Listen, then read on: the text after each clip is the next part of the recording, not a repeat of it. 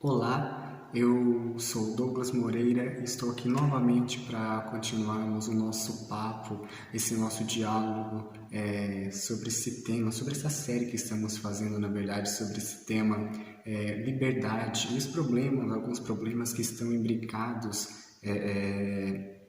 nesse tema da liberdade e o que ele pode agregar e como a gente pode enxergar esse tema para a gente. Já viemos conversando sobre várias coisas no decorrer dos primeiros vídeos e nós vamos continuar falar sobre a liberdade dentro de alguns aspectos. E hoje eu quero pegar a liberdade na questão de pensar ela nos direitos humanos, pensar ela um pouquinho nos direitos e pensar ela um pouco focada, com enfoque na nossa sociedade aqui no Brasil.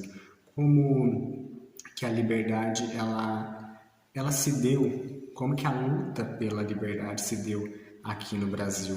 E o que isso ocasionou de bom, quais foram talvez os pontos negativos, mas não vamos levantar, obviamente, todos, porque as lutas foram imensas, mas vamos falar de algumas lutas que tivemos aqui no Brasil no decorrer dos tempos em busca do direito à liberdade, o direito que a gente preza tanto, que é de ser livre. E hoje, para começar esse tema, eu quero pegar um poema da escritora carioca Cecília Meirelles, ela que nasceu no Rio de Janeiro, em 11 de 1901, 7 de novembro de 1901, e ela apareceu no meio literário, publicando um livro de poemas em 1919,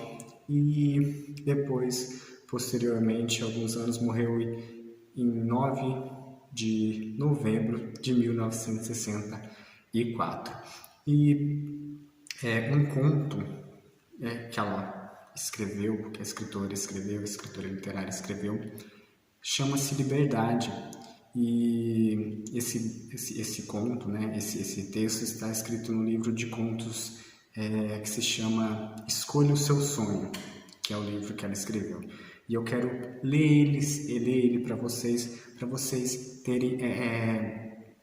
terem um resumo, mais ou menos, do que como se dá a liberdade e o que a gente fala, o que a gente pensa quando a gente fala em liberdade. Eu acho que esse conto dela, esse poema está bem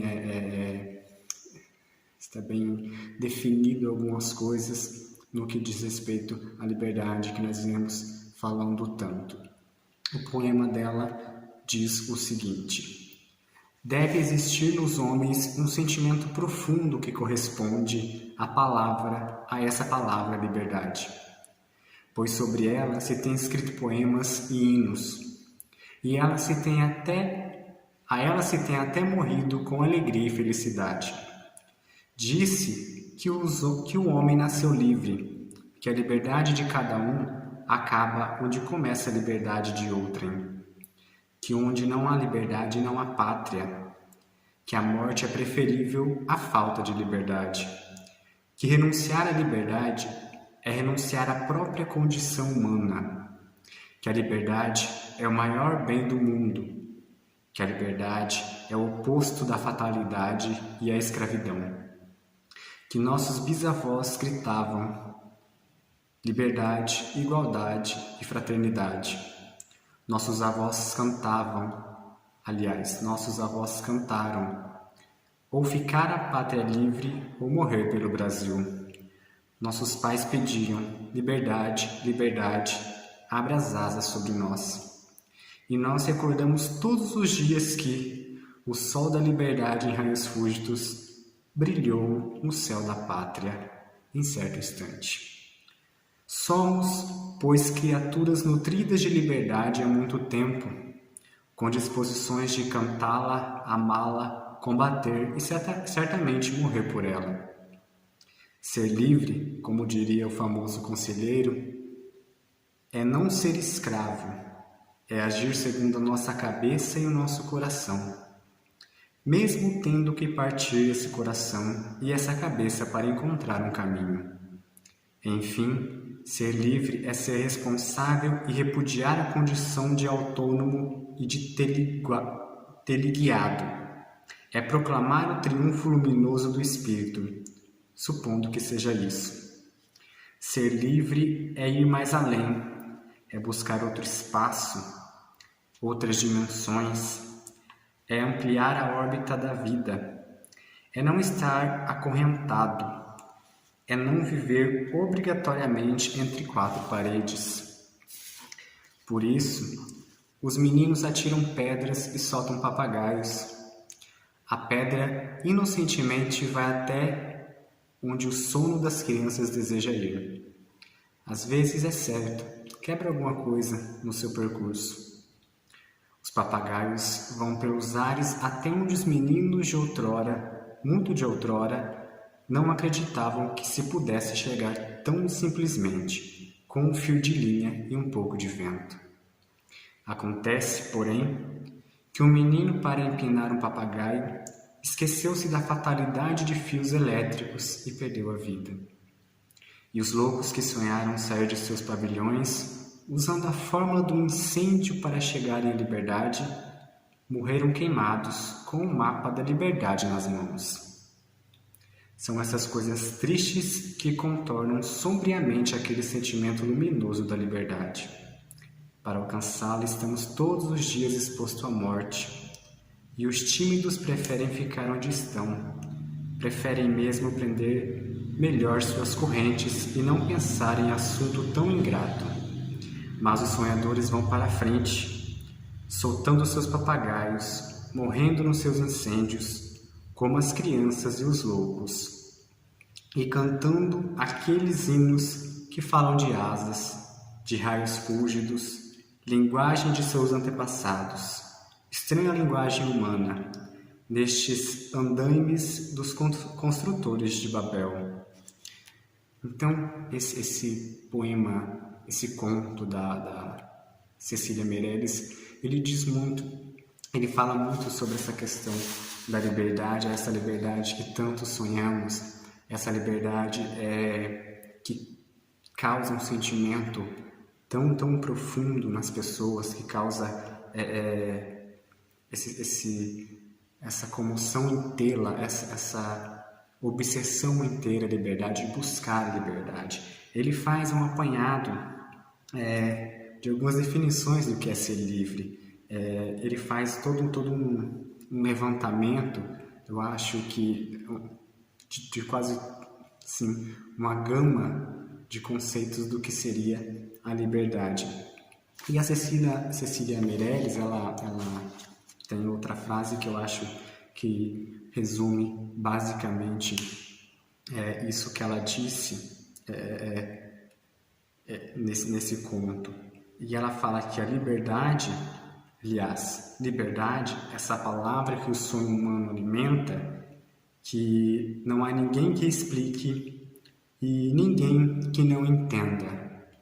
Todo mundo quer explicar a liberdade, todo mundo quer tentar de algum modo fazer com que os outros compreendam o que é liberdade, mas no fundo, quando nós estamos tentando explicar e fazer com que os outros entendam o que é liberdade, nós mesmos não compreendemos isso. Nós falamos tanto, mas existem muitos conceitos do que é liberdade, mas mesmo assim ainda de tal modo ele é um tema, a liberdade é algo que no fundo ainda fica algo a desejar, fica um pequeno buraquinho ali para uma definição mais concreta, para uma definição um pouco mais elaborada do que seria a liberdade.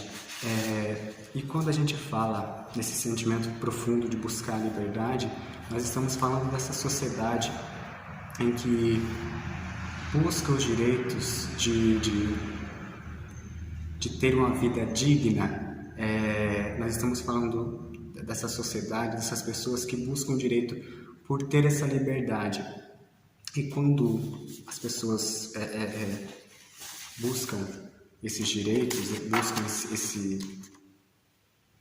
buscam tentar fazer com que as coisas melhorem, nós estamos implicando em falar sobre direitos humanos, que é algo que está totalmente, ou pelo menos está ligado à ideia, ao conceito de liberdade.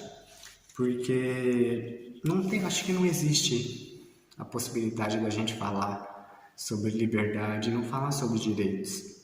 Porque você ser livre também implica em você ter leis, em você ter amparo legal para que, de tal modo,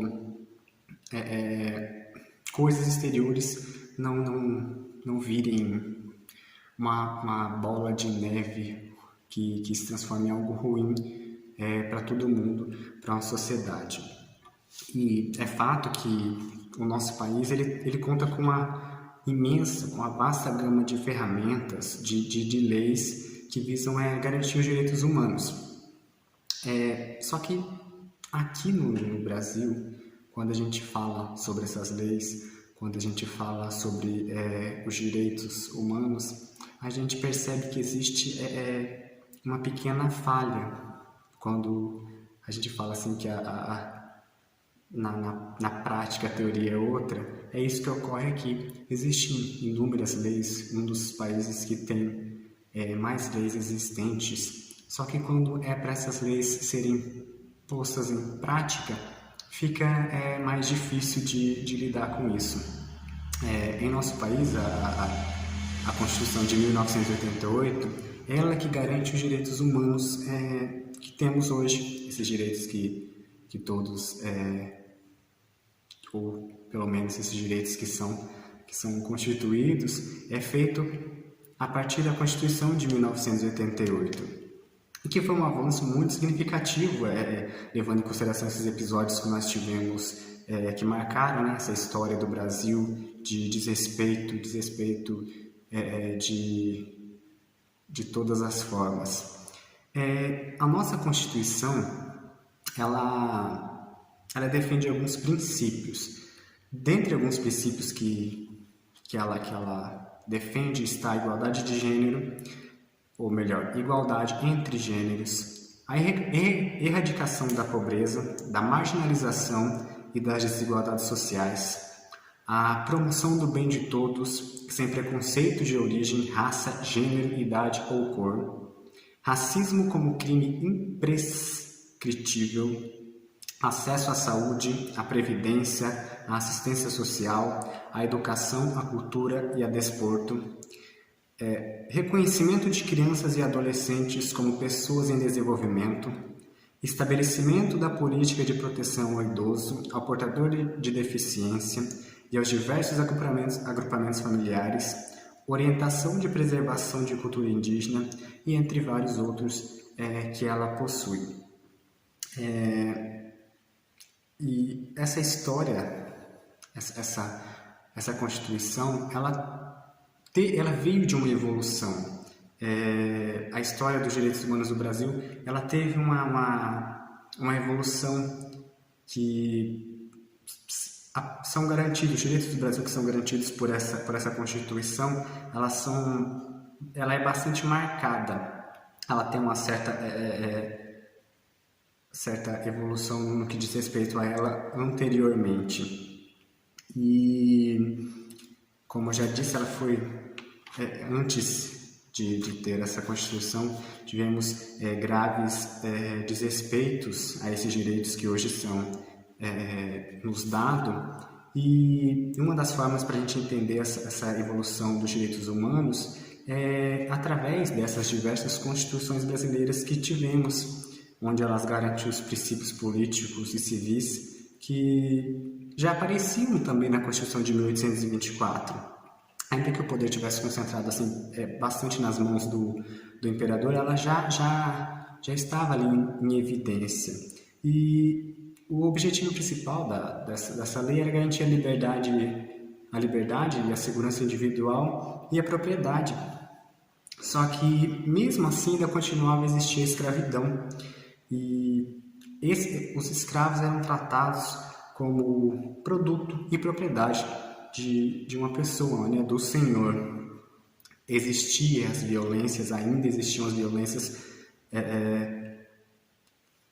contra essas pessoas, e essa violência sofrida por essas pessoas marcava, né, a perda da liberdade, mostrava esse desrespeito à integridade física e muitas vezes a perda da própria vida, com esses desrespeitos aos direitos humanos que existiam ainda nessa época. Só que aí começou a evoluir para 1981, a Constituição de 1981, que já foi no período republicano, foi garantida o sufrágio direto para a eleição de deputados, senadores, presidente e vice-presidente. Só que ele era algo que não era universal. Tinha algumas restrições, como era de se imaginar, como o voto de mulheres, de mendigos e analfabetos. Essa Constituição, ela também defendia os princípios de liberdade, igualdade e justiça, apesar de muitas vezes ser meio contraditório. Entre algumas das medidas dessa Constituição de 1981 está o direito à plena liberdade religiosa, a defesa, por exemplo, de acusados, direito a livre associação e reunião, e também teve a criação nessa época do habeas corpus, como forma de remediar casos de violência e coação por talvez ilegalidade ou abuso de poder. Com essa revolução constitucionalista de 1932, e que já é um pouco mais posterior, e também com outra posterior, que foi a de 1934, foram estabelecidas outras concepções de segurança ao indivíduo, que fazia com que houvesse uma proteção ao direito adquirido. A proibição de prisão, por exemplo, por dívidas, a criação de assistência jurídica aos necessitados, que até hoje acontece ainda em muitos estados do Brasil, você vê por muitos estados do Brasil. A obrigatoriedade de comunicação imediata ao juiz competente sobre qualquer prisão ou detenção.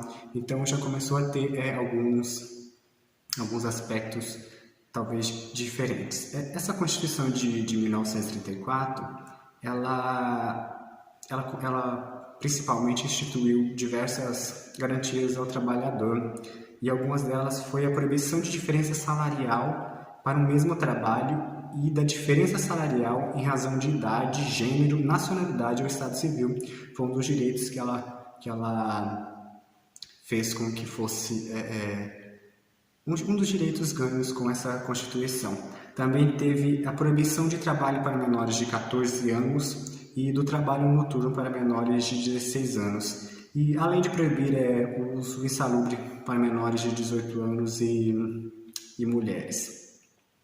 Além disso, ela determinou a estipulação de um salário mínimo ao trabalhador, um descanso semanal remunerado e também a limitação diária da jornada de trabalho em 8 horas.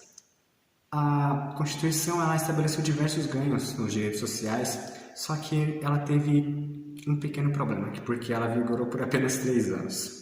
E chegou ao fim com o início do Estado Novo, que foi em 1937, que foi um período totalmente marcado por inexistência dos direitos humanos.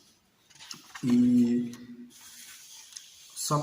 isso foi só para a gente ter mais ou menos uma base de como começou esses direitos humanos aqui no Brasil, como ele foi pautado no decorrer do tempo.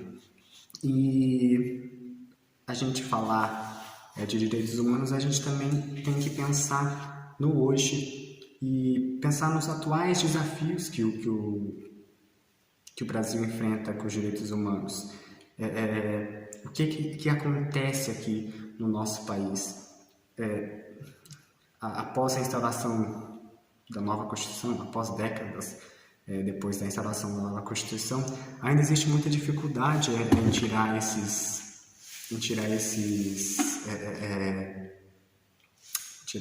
princípios do papel. O país ele apresenta ótimas leis sobre o assunto, ele tem, como eu já disse no começo, ele tem inúmeras leis, ele tem inúmeras ferramentas, só que o grande problema que temos é que elas ainda não são cumpridas, elas não têm o seu papel totalmente desenvolvido. E, segundo o relatório Estado dos Direitos Humanos no Mundo, que é organizado pela Anistia Internacional, mostra que as principais falhas no Brasil, na verdade, em direitos humanos, eles aparecem em problemas como a alta taxa de homicídios no país, principalmente entre jovens negros, aparece nos abusos de policiais, execuções extrajudiciais cometidas por policiais em operações formais ou paralelas, em grupos de extermínio ou milícias. Ele aparece também na crítica à situação do sistema prisional que temos, na vulnerabilidade dos defensores de direitos humanos, principalmente nas áreas rurais do país. Temos a violência sofrida pela população indígena, sobretudo pelas falhas políticas que temos de demarcação de terras, por exemplo, e as várias formas de violência contra mulheres também, que é muito perceptível aqui no Brasil, em todas as regiões, praticamente, quando a gente fala nessas violações dos direitos humanos ou nesses problemas que temos em relação aos direitos humanos. A grande preocupação que implica a gente é que esses problemas eles persistem há cerca de mais de 30 anos.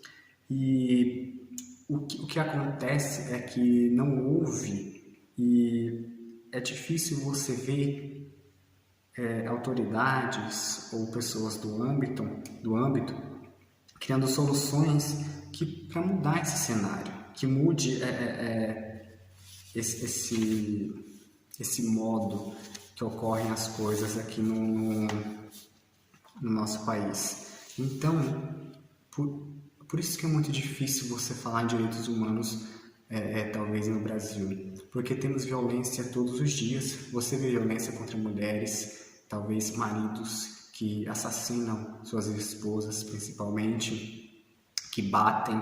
Você vê violências contra pessoas dos grupos feministas, LGBTs, que lutam tanto por seus direitos, para ter seus direitos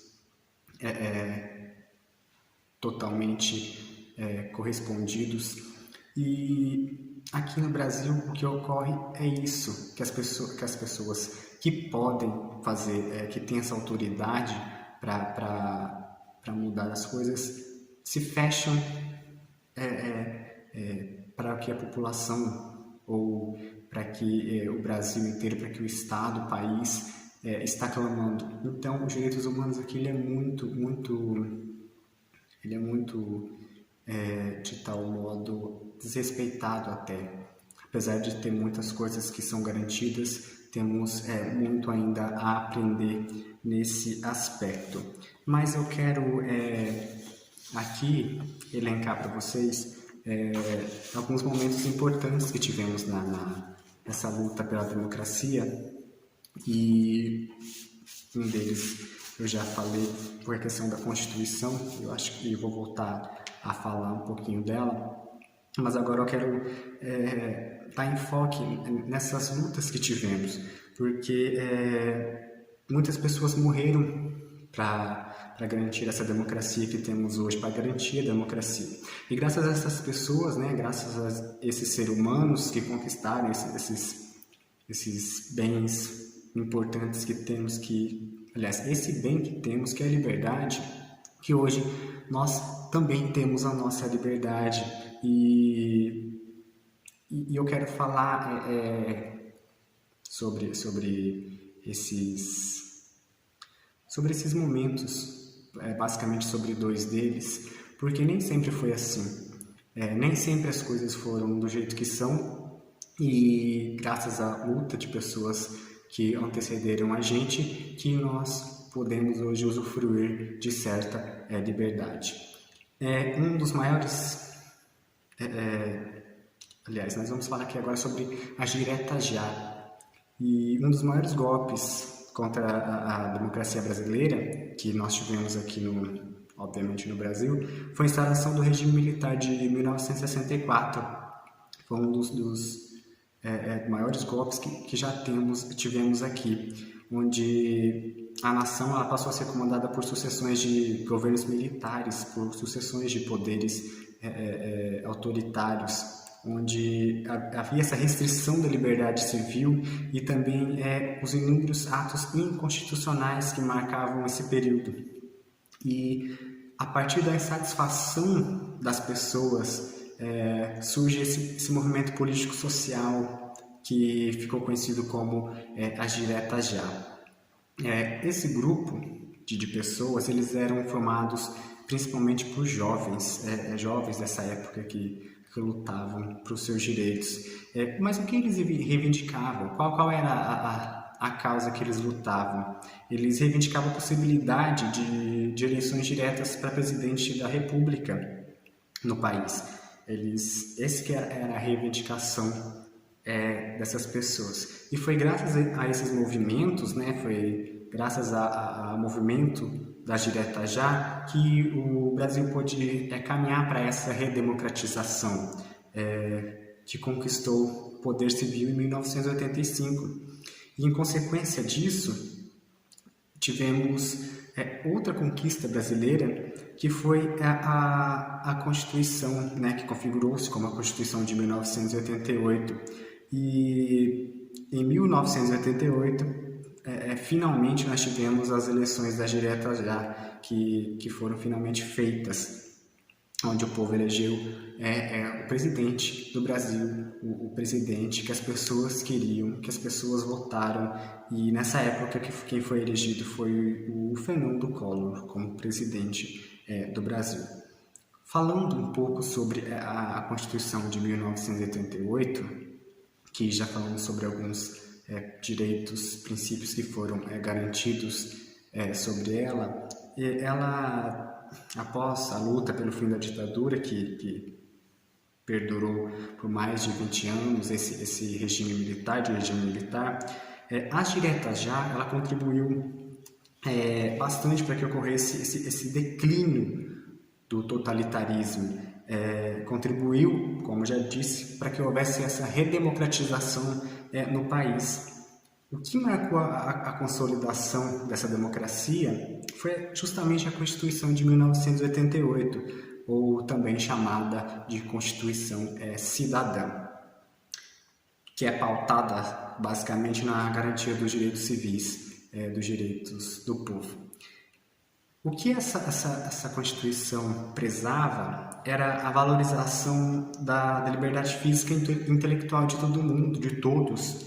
E dentre esses principais avanços democráticos que tivemos nessa Constituição de 88, ela nos trouxe como destaque alguns princípios, como o fim da censura aos veículos de comunicação, que foi, no caso, um direito já estabelecido por essa Constituição, a garantia da demarcação de terras, a garantia de demarcação de terras indígenas.